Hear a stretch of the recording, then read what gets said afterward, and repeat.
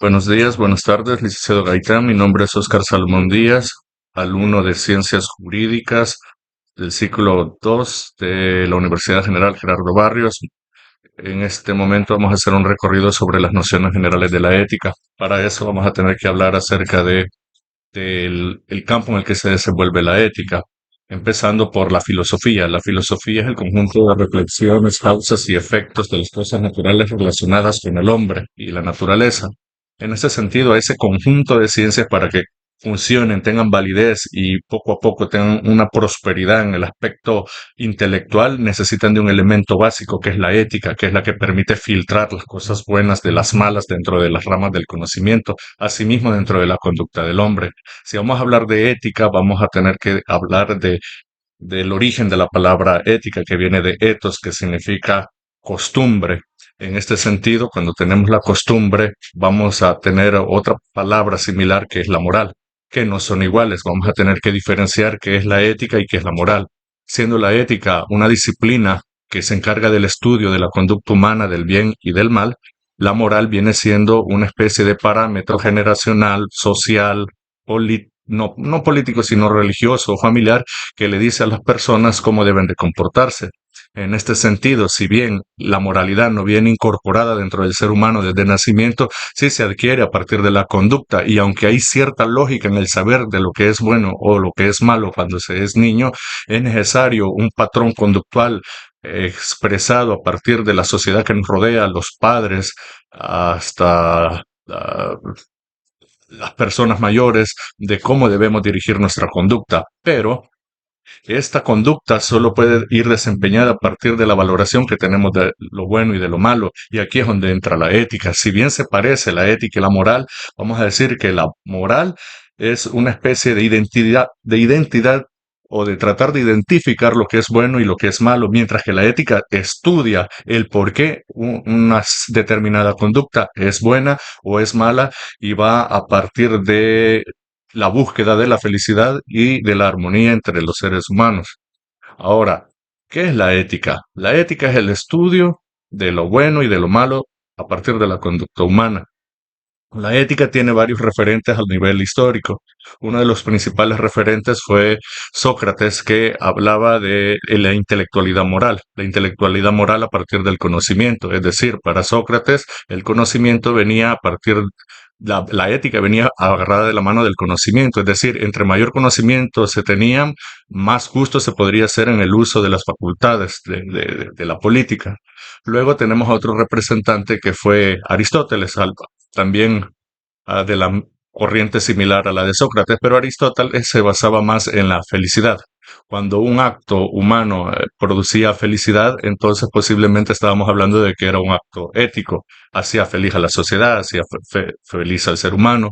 Luego tenemos a este señor, otro representante, este Aristipo de Cirene, sí, Aristipo de Cirene.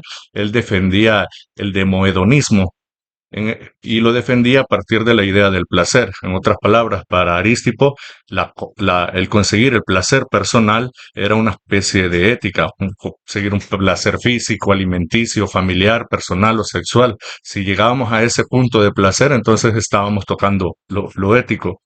Ahora, otro representante en esa misma época fue Zenón, que defendía la ética a partir el estoicismo, que era alejarse de los placeres, no dejar que los placeres o los excesos de la vida, alimenticios, sexuales u otros, afectaran a la conducta humana. Era el estoicismo de Zenón.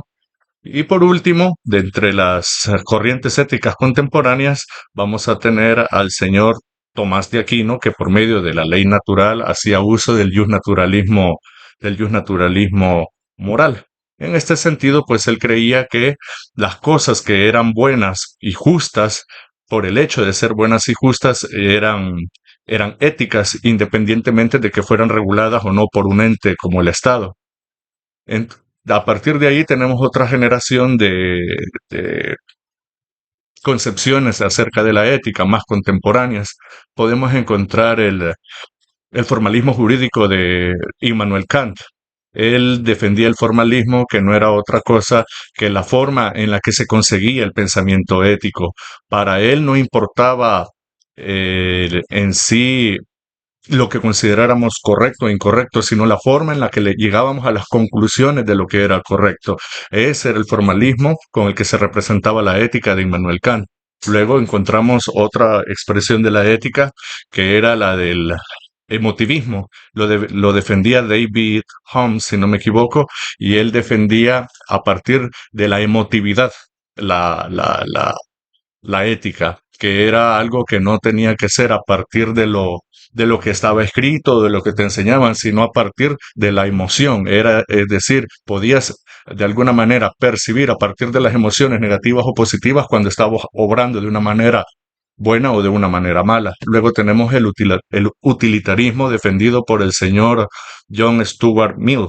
Él hablaba del utilitarismo, que era la utilidad, y para él los actos éticos deberían de venir a partir de la utilidad que tenía el acto de una persona que aún así se podía desprender de un beneficio o propio para que fuera un beneficio común y obtener una especie de felicidad. La clave estaba en no tomar en cuenta que se perdía un beneficio, sino que se sacrificaba para una utilidad común. Y por último, vamos a hablar de la concepción que tenía el señor Jürgen Habermas, que hablaba acerca de la comunicación, la disruptiva moral. Para él era importante que entre los miembros de una sociedad hubiera la suficiente comunicación para determinar qué era lo moral. Cuando esa comunicación entre miembros de una sociedad llegaban a la conclusión de que esto o aquello era moralmente aceptable, entonces llegábamos a un concepto de moralidad.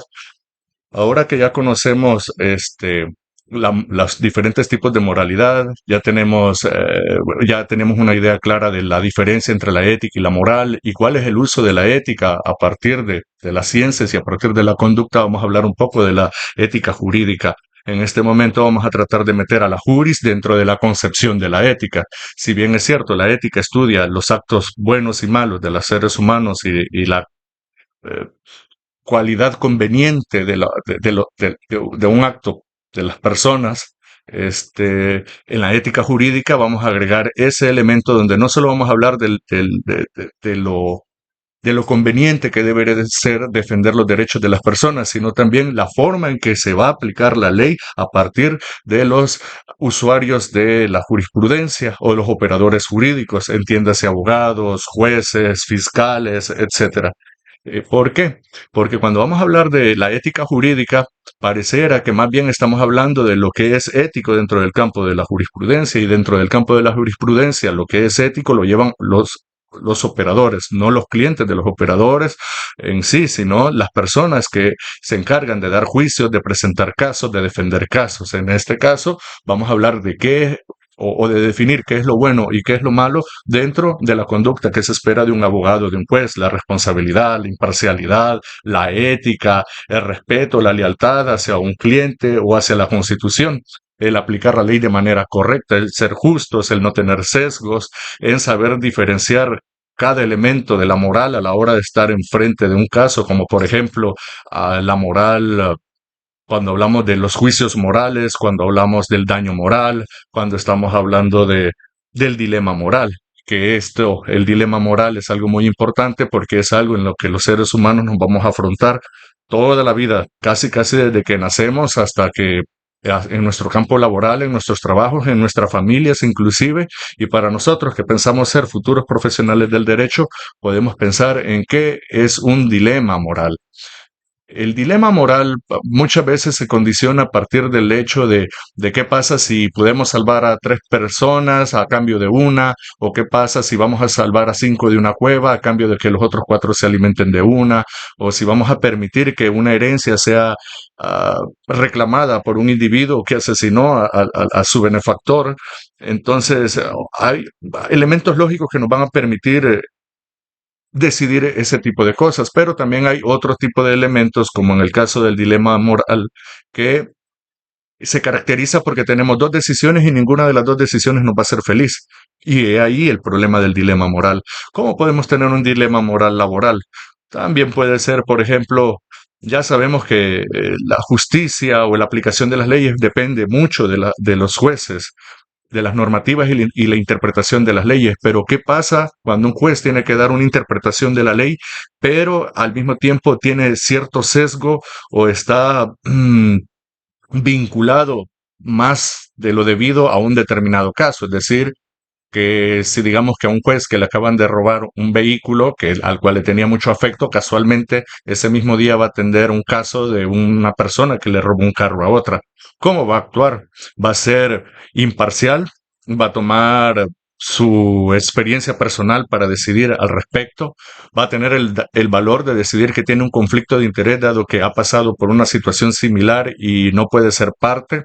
¿O por lo contrario, va a procurar ser parte para asegurarse de que un ladrón menos de carros quede libre por la calle, como el que le robó a él? Entonces ahí vamos a caer dentro de ¿es profesional? ¿Es correcto? ¿Vale la pena? ¿O no vale la pena?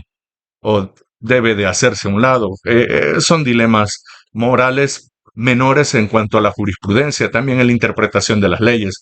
Si hay un artículo que puede ser vago o ambiguo y nosotros estamos defendiendo un determinado caso, vamos a ocupar esa vaguedad o ambigüedad para tener un beneficio a partir del que sabemos que quizás no sea conveniente por el hecho de ganar, cuándo hay que ganar, por qué hay que ganar. Todas esas cosas son las que nos van a ayudar a determinar la ética, cómo nos vamos a formar con la ética, cómo vamos a tomar los valores morales y vamos a separarlos de la ética o lo vamos a tomar en cuenta para decidir. Ya se acuerdan de que el señor Hans Kelsen no vinculaba la moral con la justicia, con la idea de la jurisprudencia, mientras que otros autores, pues sí, veían a bien tomar la moral a la hora de decidir ciertos casos, como el señor Alf Ross.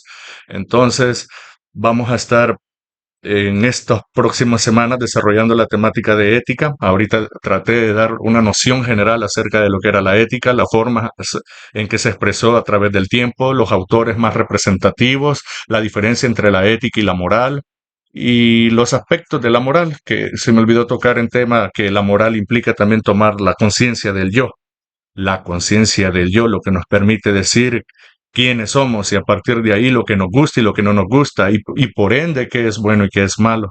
Pero bueno, este ha sido mi video. Muchas gracias por la atención. Tengan muy buen día y muchas gracias por todo. Pasen buenas tardes o noches.